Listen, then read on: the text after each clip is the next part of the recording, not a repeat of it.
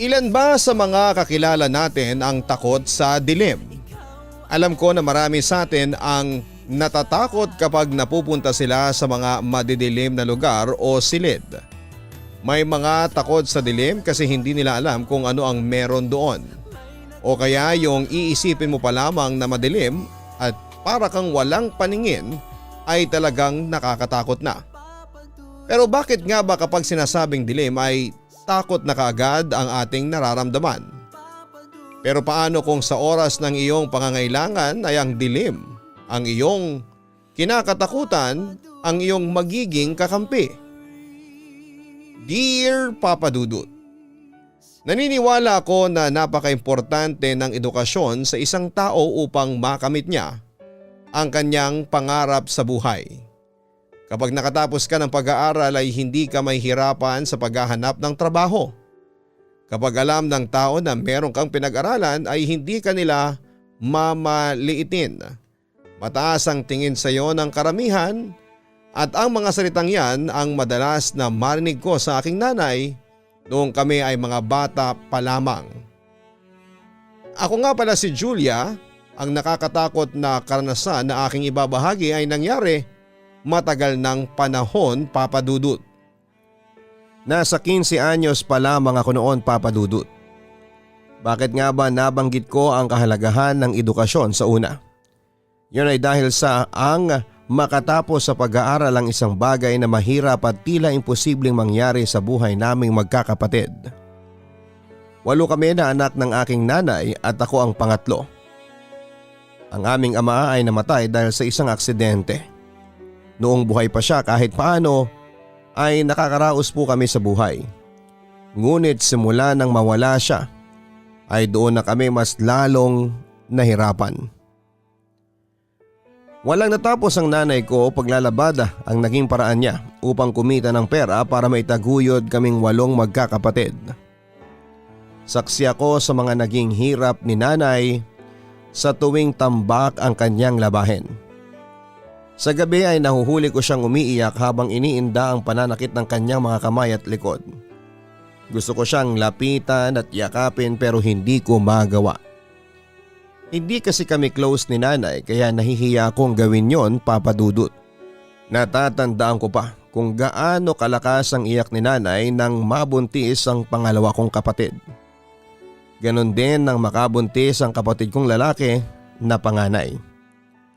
Sa aming 8 magkakapatid, sila ang inaasahan ni nanay na makakatulong niya sa pagtatrabaho para sa aming pamilya.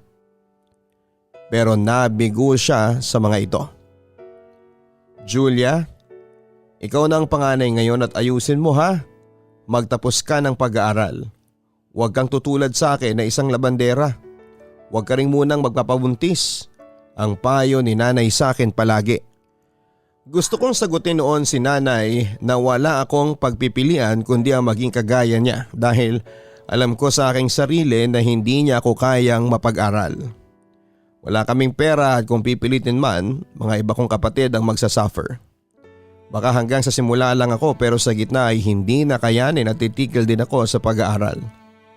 Nangihinayang ako sa pera kapag ganon, Papa Dudut. Iniisip ko noon na magaya ako sa 2 kong kapatid.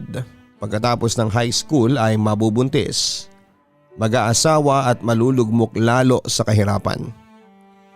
Wala akong pangarap sa buhay dati. Ayoko kasing lokohin ang sarili ko na darating ang araw na makakaahon ako sa kahirapan.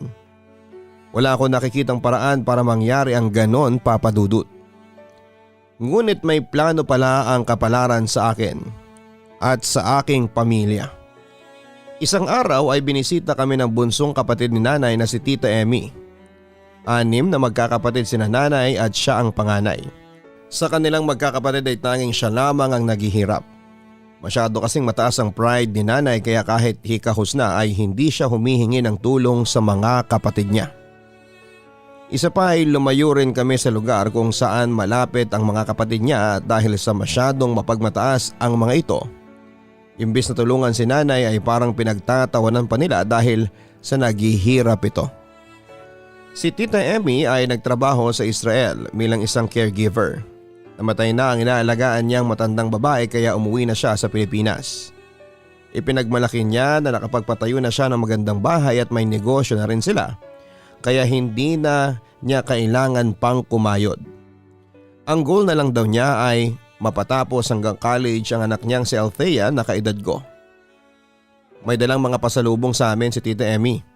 Mga damit, sapatos, chocolates, dilata at kung ano-anong gamit. Nakita ko na inabutan pa ni Tita Emmy ng pera si nanay.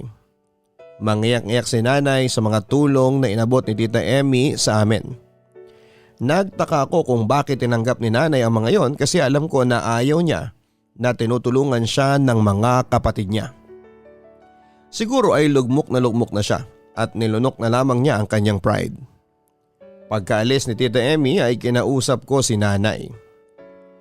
Akala ko po ba ay hindi tayo tatanggap ng tulong sa kanila? Ang nagtataka kong tanong kay nanay. Noon yun, noong buhay pa ang tatay ninyo. Ngayon na wala na siya, hindi na praktikal kung magiging mapagmataas tayo. Kapag may tutulong, tatanggapin natin. Tugon niya sa akin. Ano po pala yung pinag-usapan ninyo kanina ni Tita Emmy? Parang sobrang seryoso niyo eh. Usisa ako. Tungkol sa iyo, Julia. Tinatanong ako ni Emmy kung sino sa mga anak ko ang gusto niyang pag-aralin ko. Sabi ko ikaw na lang, total 4th year high school ka na sa susunod na pasukan. Malapit ka na mag-college. Sasagutin niya raw hanggang sa makatapos ka ng kolehiyo. Sagot niya. Napanganga ako sa mga sinabi ni Nanay Papa Dudut. Hindi ako makapaniwala na mag-o-offer si Tita Emmy ng ganon sa amin. Dati kasi wala siyang pakialam sa amin pero mukhang nag-iba na ang ihip ng hangin. Kung dati ay wala akong pangarap sa buhay, sa araw na yon ay biglang nagkaroon. May chance na kasi ako na makapagtapos at sobrang laking bagay noon para sa pamilya ko. Yun lang kasi ang tanging paraan na aking nakikita para makaalis kami sa pagiging mahirap. Walang pagdadalawang isip na tinanggap ko ang offer ni Tita Emmy. Inasikaso ko ng lahat kasama si nanay para sa paglipat ko ng school. Dahil sa si Tita Emmy na magpapaaral sa akin, sa kanila na raw ako manirahan. Yun daw ay para madali niya akong ma-monitor. Isa pa sa lugar nila ay maraming magagandang eskwelahan na pwede kong pagpilian kapag natapos ko na ang high school. 2 linggo bago sumapit ang pasukan ay lumuwas na ako papunta sa bahay ni Tita Emmy. May 2 palapag ang bahay nila. May 4 na kwarto sa itaas at ang salas, kusina at banyo ay nasa ibaba. 3 ang anak ni Tita Emmy, ang panganay ay nasa ibang bansa. Ang pangalawa ay nakabukod at nagtatrabaho na rin at ang bunso na si Althea ay naroon sa bahay. Siya yung kaedad ko, bali ang nasa bahay ay si Tita Emmy. Ang asawa niya ay si Althea. Sa pagkakatanda ko ay may trabaho sa isang manufacturing company ang asawa ni Tita Emmy. Masakit man sa akin na malayo sa pamilya ko ay naisip ko na kailangan kong magsakripisyo, Papa Dudut. Hindi pwedeng magkakasama nga kami pero habang buhay na maghihirap. Hindi ko rin inalis sa utak ko ang bili ni nanay na sundin ko lagi sina Tita Emmy para mas matuwa ang mga ito sa akin. Sa kaganti ko na rin daw yon sa tulong nito sa amin. Medyo natuwa ako dahil hindi gaanong karami ang kasama ko sa bahay ni Tita Emmy. 3 lamang sila at hindi marami ang aking pakikisamahan. Ang akala ko pa nga ay ipapagamit nila sa akin yung isa sa 2 bakanting kwarto sa itaas pero hindi pala.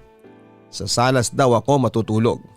Tapos yung mga damit at gamit ko ay sa maliit na storage room na ang pinto ay nasa ilalim ng hagdanan. Ang sabi ng asawa ni Tita Emmy na si Kuya Johnson ay baka pwede na doon ako patulugin sa mga bakanting kwarto sa itaas. Pero tumutol si Tita Emmy. Ang 2 bakanting kwarto raw ay sa mga anak niya na wala roon at baka magalit ang mga ito kapag pinagamit sa iba. Maliwalas ang bahay ni Tita Emmy at yon ay dahil sa malawak yon at malaki. Sa unang gabi ko roon ay naglatag ako ng matres na medyo manipis. Meron akong 2 unan at 1 kumot. May electric fan din kaya hindi ako iinitin. Wala ring lamo kaya hindi na kailangan ng kulambo at katol. Hindi ako nakatulog ng maayos sa unang gabi sa bahay na yon, Papa Dudut. Bukod kasi sa namamahay ako, ay umiyak ako. Namimiss ko sina nanay at ang mga kapatid ko. Kahit nagsisiksikan kami sa pagtulog sa sahig ay masaya kami. Pero nang gabing yon ay wala na akong katabi, ako na lamang mag-isa. Sa paglipas ng mga araw ay unti-unti na rin nasanay sa bago kong environment. Kailangan kong magpakatatag. Nagsimula na rin ang pagpasok ko sa school, naging magkaklase pa kami ni Althea na kahit na anong gawin kong pakikipag-usap ay hindi ko maramdaman na pinsan ko siya. Iwas na iwas siya sa akin sa school na parang kinakahiya niya ako. Sa madaling salita ay malayo ang loob niya sa akin. Nagkaroon din ako ng kusa na kumilos sa bahay. Ako naguhugas ng mga pinagkainan at palagi yon. Tumutulong din ako sa paglilinis ng bahay at pamamalengke. Ako na rin ang naglalaba tuwing weekend kahit pa meron akong mga schoolworks na kailangan na matapos bago sumapit ang Monday. Palagi kong sinasabi sa aking sarili na ayos lang kasi pinag-aral naman ako ni na Tita Emmy. Normal lang ang lahat para sa akin sa bahay na yon, Papa Dudut. Hanggang sa nagbago ang lahat ng isang gabi. Habang natutulog ako sa salas ay may naramdaman akong mainit na hininga sa aking mukha.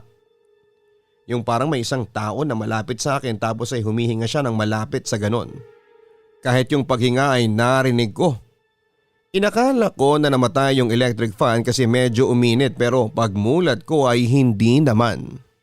Wala ring tao sa harapan ko. Medyo nagtaka ako pero hindi ko yon binigyan ng ibang kahulugan. Tumayo ako para umihi sa banyo. Sandali lang akong nawala. Pabalik na ako sa aking higaan nang mapahinto ako sa paglalakad. Paano ay may nakita akong isang anino ng lalaki na nakatayo sa isang sulok ng salas. Nasa may dilim siya pero dahil may kaunting liwanag na nagmumula sa labas dahil palagi nakabukas ang ilaw sa harapan ng bahay, ay nakita ko ang anino niya. Base sa anino ay masasabi ko na malaking lalaki siya, Papa Dudut. Malaki ang katawan at matangkad at sa aking tansya ay lagpas siya ng 6 na talampakan. Nakatayo lang siya doon at hindi gumagalaw. Naisip ko na baka iyon ay anino lamang ng kung anong gamit sa salas. Baka yung lampshade o yung malaking halaman na naroon. Baka doon lang nag-reflect yung anino. Ganon ang iniisip ko kaya hindi ako natakot. Bumalik ako sa pagtulog nang hindi binigyan ng masyadong pansin ang anino na hugis tao. Yun ang naging simula ng kababalaghan na naranasan ko sa bahay ni na Tita Emmy. Sa tuwing maalimpungatan ako sa gabi, ay palagi ko nakikita ang anino sa sulok na yon. Kapag umaga na hinahanap ko sa mga gamit sa salas kung ano ang mga yon ay maaaring mag-form ng ganong anino pero wala akong makita. Medyo nagtaka na ako kung paano nagkaroon ng ganong klase ng anino sa salas tuwing madaling araw. Sinabi ko kay Tita Emmy ang tungkol sa anino. Tumawa lamang siya. Masyado raw malakas ang imagination ko at imposible raw na magkaroon ng ganong anino sa bahay nila. Lalo na tuwing madaling araw dahil tulog na silang lahat ng ganong oras. Wala rin daw sa kanilang tatlo ang bumababa kapag madaling araw na. Naging palaisipan tuloy sa akin ang anino na hugis lalaki. Nagkaroon ako ng pakiramdam na hindi siya basta anino lamang na naporma ng isa sa mga gamit sa salas. Gusto kong bigyan ng nakakatakot na kahulugan ng naturang anino pero agad kong inalis yon sa utak ko dahil tatakutin ko lang ang aking sarili kung ganon. Muli ako nagising ng walang dahilan sa gitna ng aking pagtulog, Papa Dudut. 3:00 noon ang madaling araw, maalinsangan ang paligid. Kahit naka number 3 ang electric fan na nakatutok sa akin, automatic akong tumingin sa sulok kung saan ko nakikita ang anino. Nagtaka ako kasi wala na roon ang anino, Papa Dudut. Nagpasalamat pa ako na sa wakas ay wala na siya. Pero laking gulat ko nang makita ko ang anino na naglalakad paakyat sa itaas. Marahan siyang humakbang paakyat. Nakita ko pa ang kamay niya na nakahawak sa hawakan ng gilid ng hagdanan. Para akong kandilang nauubos sa aking kinakatayuan. Hindi ako makagalaw at grabe ang pagtataasan ng balahibo sa aking buong katawan dahil sa sobrang takot at kilabot. Ibinako ko ang aking bibig at malakas na sumigaw. Naalarma sina Tita Emmy, magkasama silang buwaba ni na Kuya Johnson. Pagbukas nila ng ilaw ay hindi ko na nakita ang anino at parang sa dilim ko lamang talaga siya nakikita. Anong nangyari? Bakit ka sumisigaw? May magnanakaw ba? Nag-hysterical na tanong ni Tita Emmy. Itinuro kong hagdanan. May nakita po akong anino. Umaakyat siya sa hagdanan, tita. Parang pupunta sa inyo sa itaas. Ang nanginginig kong sagot. Diyos ko, Julia. Anino na naman. Hindi ba ang sabi ko sa iyo ay imagination mo lang yon? Mas matagal kami nakatira dito kaysa sa iyo at kung meron man na makakakita ng sinasabi mong anino, ay kami dapat yun. Inabala mo ang tulog namin dahil lang sa wala. Singhal ni Tita Emmy sa akin. Emmy, huwag mo namang sigawan ang pamangkin mo. Pero tama ang tita mo, Julia. Matagal na kami sa bahay na ito at wala kaming nararamdaman na kakaiba. Siguro ay nananaginip ka lang. Magdasal ka palagi bago ka matulog. Mahinahon na wika ni Kuya Johnson. Gusto ko sanang ipilit na totoo ang nakita kong anino sa dilim pero pinigilan ko ang sarili kong gawin yon. Sa mga sinabi nila sa akin ay mukhang kahit na anong paliwanag ang gawin ko ay hindi nila ako paniniwalaan. Alam ko sa sarili ko na hindi ako namamalik mata, Papa Dudut. Totoo talaga ang anino na nakita ko sa bahay nila. Pinili ko ng manahimik dahil baka isipin nila na nasisiraan ako ng ulo. Natakot ako na baka yun pa ang maging dahilan para itigil nila ang pagpapaaral sa akin at ibalik ako sa bahay namin. Alam ko na babagsak ang pangarap ko kapag ganon ang nangyari. Ang mga sumunod na gabi sa bahay na yon ay mas naging nakakatakot. May mga pagkakataon pa nga na kahit umaga o maliwanag pa ay nararamdaman ko ang presensya ng anino. Kapag abala ako sa paghuhugas ng pinagkainan o gumagamit ng washing machine ay may mararamdaman akong mainit na hininga sa bato ko. Mahaba kasi ang buhok ko kaya madalas ko yung tinatali pataas lalo na kapag nasa bahay ako. Yun ay para presko ang aking pakiramdam. Minsan pa nga ay parang may humahaplo sa aking braso at binti. Lalo na kapag mag-isa ako. Yung kamay pa ng humahaplo sa akin ay medyo mainit kaya talagang ramdam ko siya, Papa Dudut. Kahit na anong sabi ko sa sarili ko na hindi totoo ang nararamdaman ko at anino na nakikita ko, ay hirap akong kumbinsihin ang sarili ko na walang katotohanan ng mga yon. Dahil halos araw-araw akong nakaka-experience nun. Wala ring epekto kahit magdasal ako palagi lalo na bago matulog. Hindi pa rin yon nagagawang itaboy ang anino na nakikita ko sa dilim. May mga gabi at araw din na hindi ko nakikita ang anino, Papa Dudut. Kapag ganon ay nagpapasalamat ako. Yun nga lang hindi magtatagal ay muli ko siyang makikita. Minsan ay nasa sulok siya at kung minsan ay nasa hagdanan. Ang pinaka nakakatakot na lugar na nakita ko siya ay sa mismong panang ko. Nakatayo siya doon at kahit na wala siyang mata ay nararamdaman ko na titig siya sa akin. Takot na takot ako nang mangyari yon, Papa Dudut. Hindi po ako makasigaw kahit gusto ko dahil mapapagalitan ako. Ang ginawa ko ay nagtalakbong ako ng kumot at umiyak ng tahimik. Dahil sa anino na yon ay nagkaroon ako ng takot sa dilim. Sa dilim ko lang kasi siya nakikita. Kaya kapag may madilim na lugar na nakita ko ay palagi kong iniisip na baka naroon yung anino. Isang araw ay umalis ng bahay sina Tita Emmy. Kasama niya si Althea. Hindi ko na matandaan kung saan sila pupunta pero ang aking natatandaan ay buong weekend sila mawawala. Kaming dalawa lang ni Kuya Johnson ang nasa bahay. Dahil sa weekend ay wala akong pasok ay hinarap ko na kaagad ang paglalaba. Gabi pa nang uwi ni Kuya Johnson dahil may pasok siya sa trabaho. Nakakilos ako ng maayos dahil wala akong bantay. Nagawa ko ang lahat ng assignment ko habang nakasalang sa washing machine ang mga gamit ko. Dumating na ang gabi, nagluto na ako ng ulam bago pa makauwi si Kuya Johnson. Ang sabi niya ay masarap daw pala ako magluto at pwede na raw ako mag-asawa. Hindi ko masyadong nakakausap si Kuya Johnson at yon ang first time na nakausap ko siya ng ganon, Papa Dudut. Meron ka na bang boyfriend o may nanliligaw na ba sa'yo? Tanong ni Kuya Johnson sa akin. Wala pa kuya. Bata pa ako at sa pag-aaral ang focus ko. Simpleng tugon ko. Ilang taong ka na nga ulit? 15 hindi ba? Aba, pwede ka na magka-boyfriend. Ingat-ingat lang at baka mabuntis ka ha, ang sabi pa niya. Hindi ko binigyan ng kahulugan o mali siya ang mga sinabi ni Kuya Johnson. Ang dating sa akin noon ay para siyang tatay na nagpapaalala sa akin at yung bang parang concern siya sa akin at sa future ko. Hanggang sa biglang dumako sa mas masela na bagay ang topic na gustong pag-usapan namin ni Kuya Johnson. 15 ka na Julia? Virgin ka pa ba? May karanasan ka na ba sa kama? Seryosong tanong niya sa akin habang nakatitig sa mukha ko. Wala po kuya, sagot ko. Pinilit kong maging normal kahit na hindi na ako komportable sa tanong na yon ng asawa ng tita ko.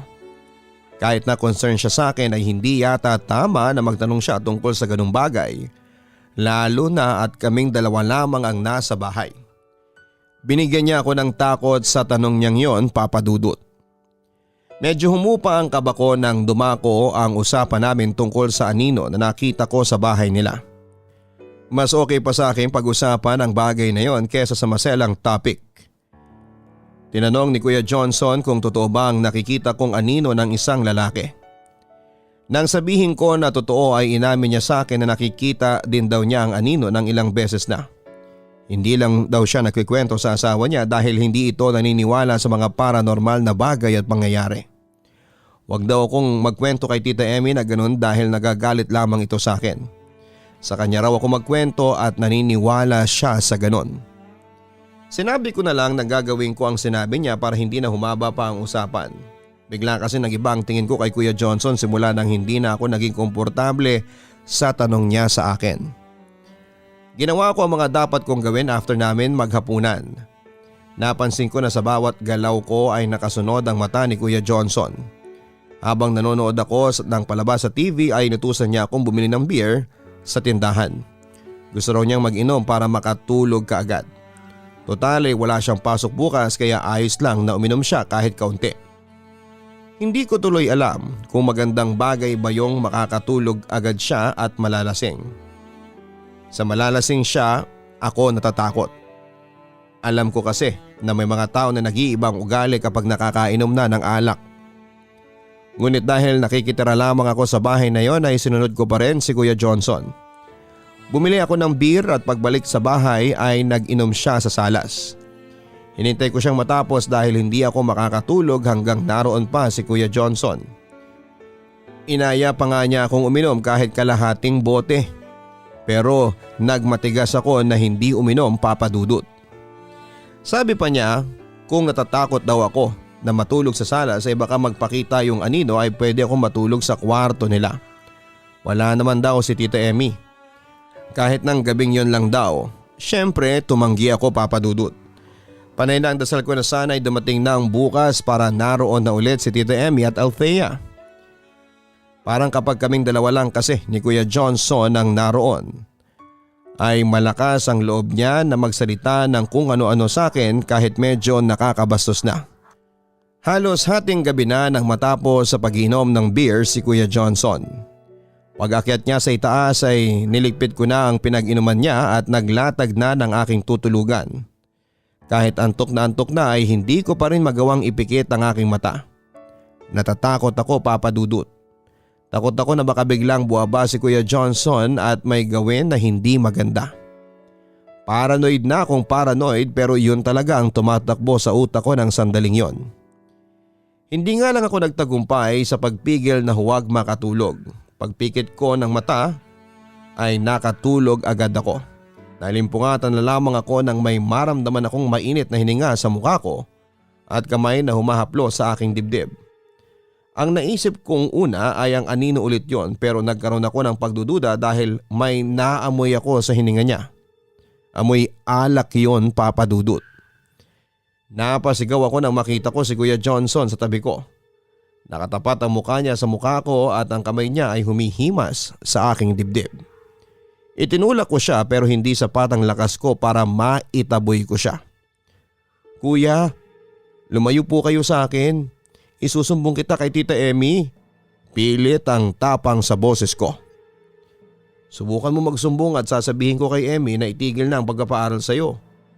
Saka sa tingin mo ba paniniwalaan ka ng tita mo? Sino bang paniniwalaan niya sa ating dalawa, Julia?" Nakangisi niyang sabi. "Kuya, maawa ka sa akin. Huwag mong ituloy ang binabalak mo. Lasing ka lang, kuya. Mag-isip ka po ng maayos. Maawa ka sa akin." Umiiyak kong samo. "Alam mo ba na ang laki ng nagagastos ko sa'yo? Lalo na at sa private school ka nag-aaral? Para na ito para makabawi ka man lang," sabi pa ni Kuya Johnson. Natuod na lamang ako nang muli niya akong hawakan. Nanginig ang buong katawan ko sa takot habang lumuluha. Ang iniisip ko ay ang aking pamilya. Kapag hindi na ako pinag-aral ni Kuya Johnson ay baka hindi na kami makaahon sa kahirapan. Kaya ang nasa utak ko ng oras na yon ay magpaubaya kahit tutol ako at nandidiri ako sa maaring gawin ng asawa ng aking Tita Emmy. Ang tanging nagawa ko na lamang ay umiyak ng umiyak, Papa Dudut. Tinanggap ko na lamang ang mangyayari sa akin. Pero laking gulat ko nang biglang huminto si Kuya Johnson sa paglapit sa akin. Nakatingin siya sa sulok kung saan ko unang nakita ang anino. Nanlalaki ang mata niya at nanginginig ang katawan. Baka sa mukha niya ang takot hanggang sa malakas siyang sumigaw. Napatayo siya at napahawak sa dibdib na parabang inatake ito sa puso. Balot ng takot na napatakbo si Kuya Johnson papunta sa kwarto nila sa itaas. Ang takot ko ay napalitan ng pagtataka kung bakit parang takot at takot si Kuya Johnson. Napatingin ako sa sulok kung saan siya huling tumingin bago nagsisigaw. Kinilabutan ako nang makita kong nakatayo roon ang anino. Nasa dilim lamang siya na parabang nakatingin sa akin. Sa takot ko ng gabing yon ay natulog ako nang nakabukas ang ilaw. Wala akong ideya kung ano nga ba ang nakita ni Kuya Johnson kung bakit tila abot langit ang takot niya. Kung anino lang siguro ang nakita niya ay hindi naman ganon ang magiging reaksyon niya. Nagkaroon ako ng teorya na ibang nakita ni Kuya Johnson at sa tingin ko ay hindi ko rin gugustuhin na makita ang nakita niya sa sulok na yon, Papa Dudut. Nagtalo ang utak ko kung isusumbong ko ba kay Tita Emmy ang balak na paghalay ni Kuya Johnson sa akin. At dahil sa bata pa ako ng panahon na yon ay pinangunahan ako ng takot na baka hindi na ako makapag-aral kapag nagsumbong pa ako. Isa pa, iniisip ko na baka baligtarin ako ni Kuya Johnson. Nanahimik ako kahit alam kong hindi dapat.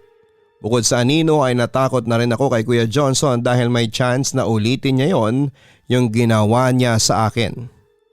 Simula nang bumalik si Tita Emmy ay napansin nila ang pagbabago kay Kuya Johnson. Palagi siyang nakatulala at kung minsan ay parang nagsasalita kahit na walang boses na lumalabas sa kanyang bibig. Nung una, inisip ni Tita Emmy na pagod lamang sa trabaho ang asawa niya, pero habang tumatagal ay lumala ang kalagayan nito. Hindi na ito kumakain ng maayos, nagkasakit ito at bumagsak ang katawan at hindi na nakapagtrabaho pa. Bigla na lamang itong sisigaw. Meron daw malaking lalaki na gustong patayin siya. May lalaki raw sa bahay na mapulang mata at mabalahibo ang buong katawan. Galit daw ito sa kanya, Papa Dudut. Ang anino sa dilim ang una kong naisip na sinasabi ni Kuya Johnson. Ang naisip ko pa ay baka tinulungan ako ng anino noong binalak ni Kuya Johnson na gawan ako ng masama. Siguro ay ipinakita nito kay Kuya ang tunay nitong anyo, kaya gano'n na lamang ang takot ni Kuya Johnson. Na-curious tuloy ako kung ano nga ba ang tunay na itsura ng anino. Bakit kay Kuya Johnson ay nagpakita siya ng totoo niyang wangis pero sa akin ay hindi. Puro lang siya paramdam na nagpapakita bilang isang anino. "May lalaking itim. Nandito siya, Emmy, tulungan mo ko. Ang malakas na sigaw ni Kuya Johnson ang gumising sa aming lahat sa gitna ng gabi. Mula sa ibaba ay narinig ko ang pagpalayaw ng iyak ni Tita Emmy. Kinabahan ako sa kung ano ang nangyayari sa itaas kaya tumakbo ako papunta doon. Nakita ko si Althea na umiiyak sa harapan ng pinto ng magulang niya. Sa unang pagkakataon ay yumakap siya sa akin na para bang nagpapasaklolo. Patuloy ang kalabugan at sigawan sa loob ng kwarto ni na Tita Emmy. "Julia, sina Mama at Papa, nagpapatayan na yata sila," iyak ni Althea. Mukhang tama nga ang sinabing yon ni Althea, Papa Dudut. Base kasi sa sigawan ni na Tita Emmy at Kuya Johnson ay sinasaktan si Tita Emmy ng kanyang asawa. Natakot ako sa pwedeng mangyari kaya gumawa ako ng paraan. Kinuha ko sa ibaba yung mga duplicate key at binuksan ko ang kwarto ni na Tita Emmy. Naabutan namin si Kuya Johnson na sinasakal si Tita Emmy sa ibabaw ng kama. Nanlalaban si Tita pero mukhang nanghihina na ito. Tatakbo na sana ako papalapit para tulungan si Tita Emmy pero napatulala ako nang makita ko ang anino. Nasa tabi siya ng kama at nakatingin kay Kuya Johnson. Sa bawat pagkurap ko ng mata ay unti-unting nagkakaroon ng anyo ang anino. Hanggang sa makita ko na ang totoong anyo niya. Nakakatakot siya. Mabalahibo ang katawan at kulay itim ang balat. Nanlilisik ang mga mata niya na namumula. Wala akong ideya kung anong klaseng nilalang siya, Papa Dudut. Sa buong buhay ko ay noon lamang ako nakakita ng ganon kahindik-hindik na nilalang. "Tulong! Tulungan niyo ko!" ang nahihirapan na sabi ni Tita Emmy. Si Althea ang tumakbo papalapit sa mga magulang niya. Niyakap niya sa likod si Kuya Johnson at hinila palayo. Natumba pa ang dalawa sa sahig at doon na nga, Papa Dudut, parang natauhan si Kuya Johnson. Tumigil na ito sa pagwawala. Nang hindi ko na nakita ang anino ay saka ko nilapitan si Emmy. Lumabas kami ng kwarto at iniwanan namin doon si Kuya Johnson ng mag-isa. Tumawag na pala ng tanod ang ilang kapitbahay nang marinig nilang sigawan mula sa loob ng bahay. Hinuli si Kuya Johnson pero pinabalik din ito ng bahay kinabukasan dahil na rin sa kagustuhan ni Tita Emmy. Alam ko na hindi kayang ipakulong ni Tita ang asawa niya dahil sa mahal niya ito. Pero kung ako siguro ang tatanungin ay hindi na dapat binalik pa ni Tita Emmy si Kuya Johnson. Ang tingin ko kasi para bang wala na siya sa kanyang sarili. Hinala ko pa ay ang anino ang may kagagawa noon. Siguro nga ay tinulungan niya ako noon, Papa Dudut. Siguro ay pinarusahan niya si Kuya Johnson dahil sa maitim nitong balak sa akin. Ang tanong ko lang ay bakit ako tutulungan ng anino? Nahirapan si Tita Emmy matapos ang pangyayaring yon. Hindi na nakabalik pa sa pagtatrabaho ang asawa niya dahil sa kalagayan nito. Sa huli ay nakapagdesisyon si Tita Emmy na ipadala sa isang mental hospital si Kuya Johnson dahil talagang nawala na ito sa katinoan. Palagi kasi ito nagsasalita ng mag-isa. Bukang bibig ang itim na lalaki, natatakot na rin siguro si Tita Emmy na maulit ang pananakal ni Kuya.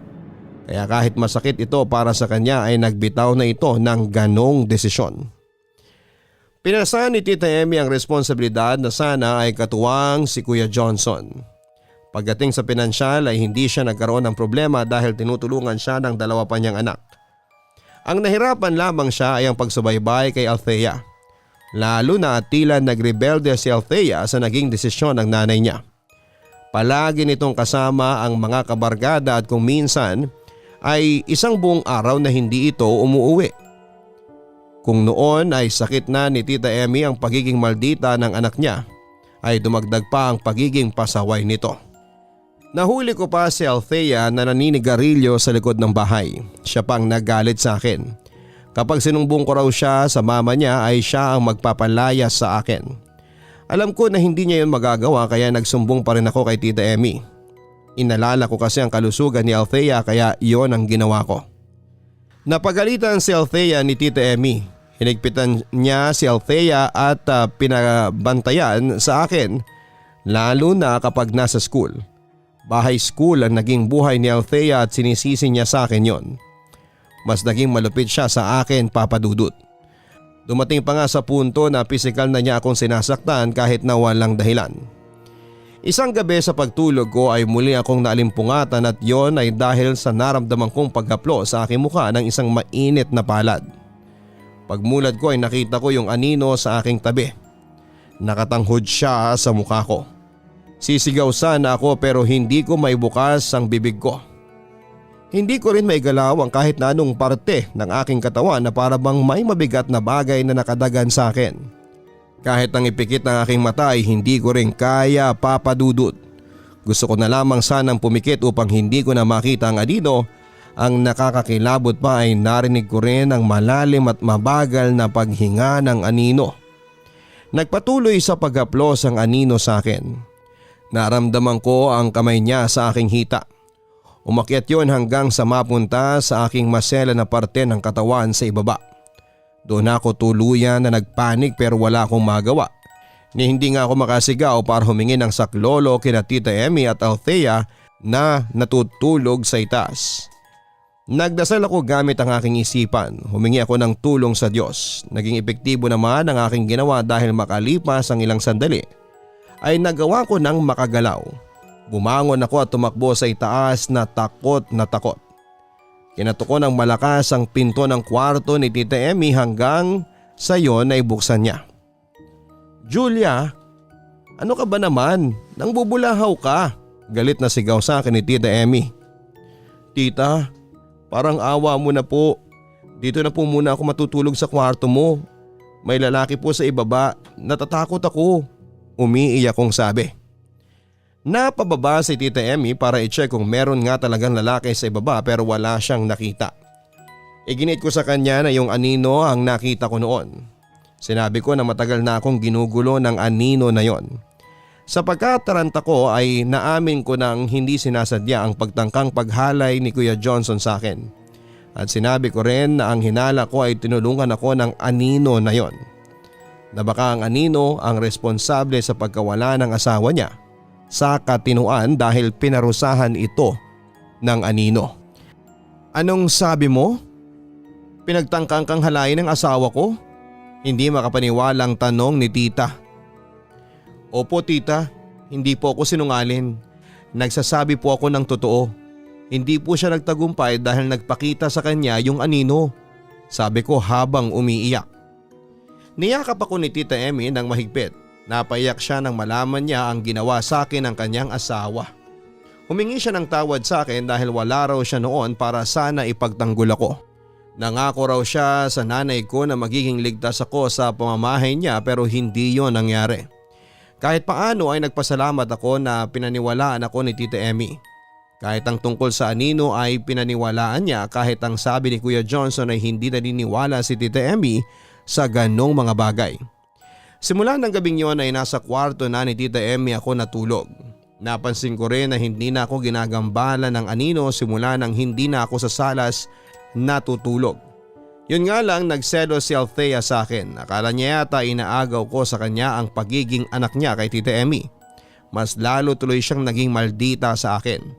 Hindi ko naman siya magawang labanan dahil anak siya ng taong nagpapaaral sa akin. Hanggang isang gabi ay nagising kami ni Tita Emmy sa pagsigaw ni Althea mula sa kwarto nito. Napatakbo kami at nang buksan ni Tita ang pinto ay nagulantang kami dahil may hawak na kutsilyo si Althea at winawasiwas niya iyon sa hangin na para bang meron itong gustong saksakin pero hindi naman nakikita. Nag-hysterical si Tita Emmy. Pinagtulungan namin na mapakalma si Althea.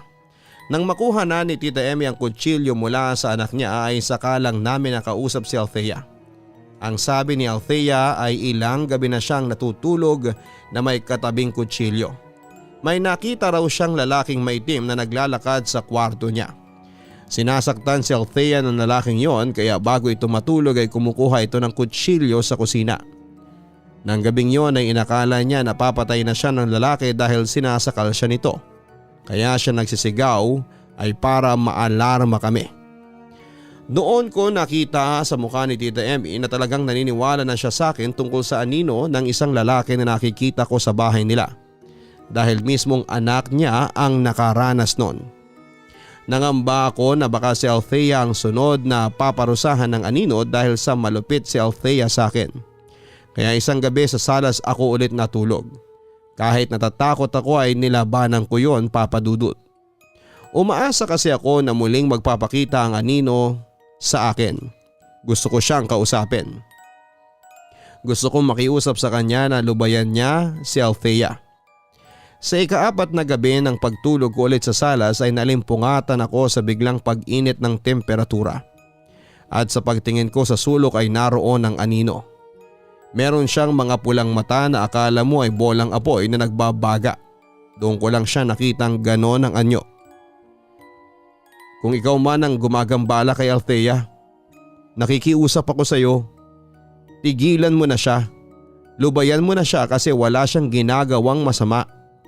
Alam ko na hindi maganda ang pakikitungo niya sa akin pero hayaan mo na lang siya, parang awa mo na. Pagsusumamo ko sa anino. Wala akong ideya kung naintindihan niya ba ako, Papa Dudut. Bigla na lang kasi siyang nawala. Simula nang kausapin ko ang anino ay napansin ko na hindi na balisa si Althea.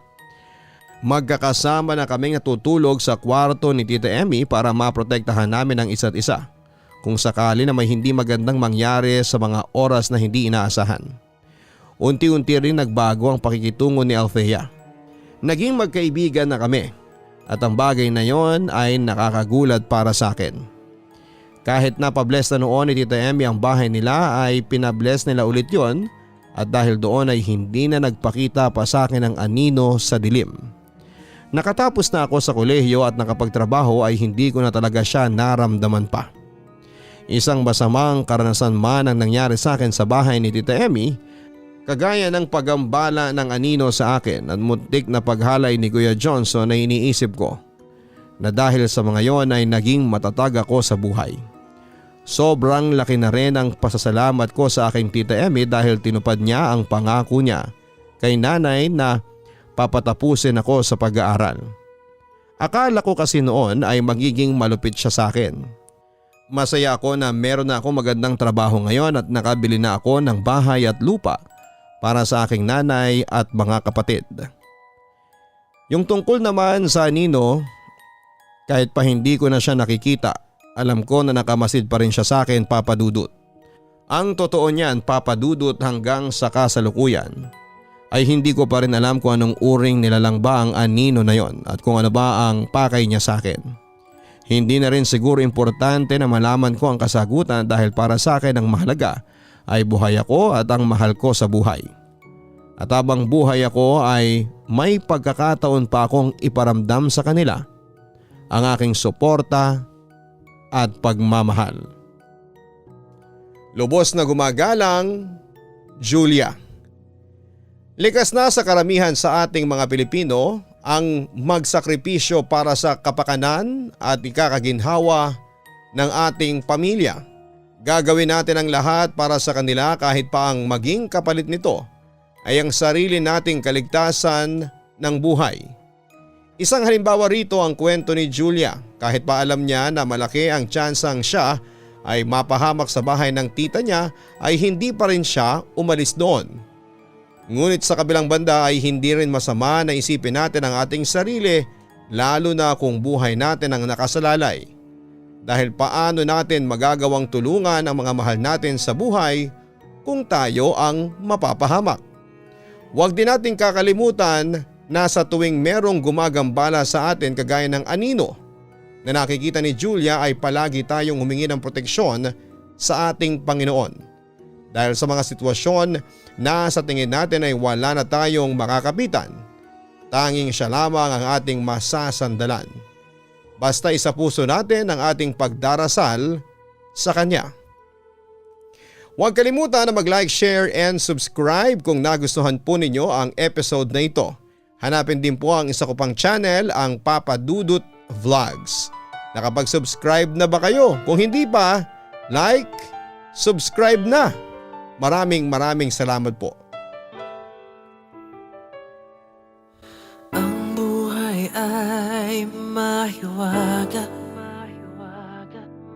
laging may lungkot at saya. Sa Papa Dudut Stories, laging may karamay ka.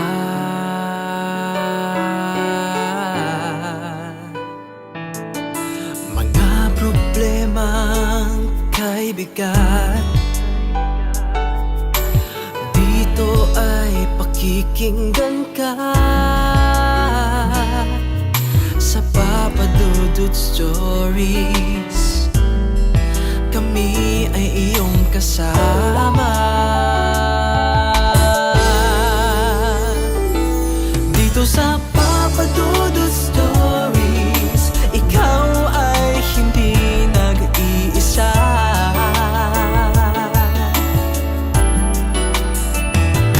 Dito sa Papa Dudut Stories, may nagmamahal sa'yo. Papa Dudut Stories, Papa Dudut Stories, Papa Dudut Stories.